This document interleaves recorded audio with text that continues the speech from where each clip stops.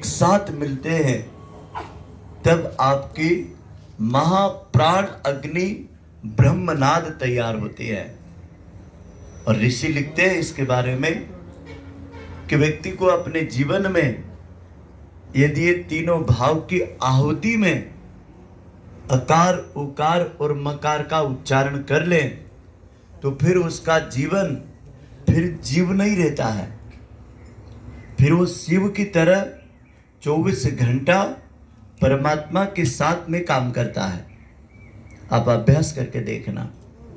जीव वो होते हैं जो स्त्री और पुरुष के भाव में करते हैं, लेकिन शिव वो होते हैं जो त्रिगुणात्मक प्राण में काम करते हैं, अकार, उकार और मकार। इन तीनों नाड़ियों को पूज्य कामधेनु गौ माता अपनी रीढ़ के हड्डी में सृष्टि पिता ब्रह्मा की तरह, सृष्टि के पालन पोषण करने वाले विष्णु की तरह और सृष्टि के सृजन, कल्याण और नेतृत्व करने वाले महादेव की तरह अपने अंदर धारण करती है। आप ध्यान से देखना, कभी गाय के पास जाओगे ना तो ये तीनों ग्रंथियां गाय में आपने देखी थे। तो तीनों ग्रंथियां जिसको गौ पुराण ग्रंथ में भी हमने पूरा सचित्र आपको समझाया है।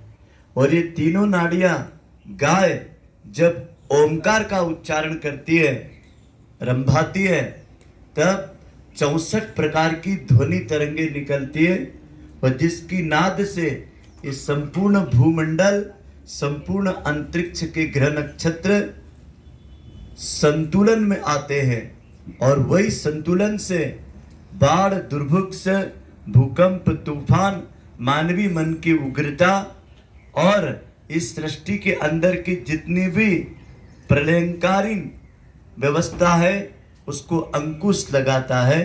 इसीलिए भगवान शिव हाथ में त्रिशूल धारण करते हैं, इसीलिए यज्ञ कुंड की 3 मेखला है, इसीलिए आपकी प्राण लेने की भी नाड़ियां 3 है। तो जो चंद्र नाड़ी है ये आपके शरीर के अंदर शब्द, मन की शक्ति को लाता है।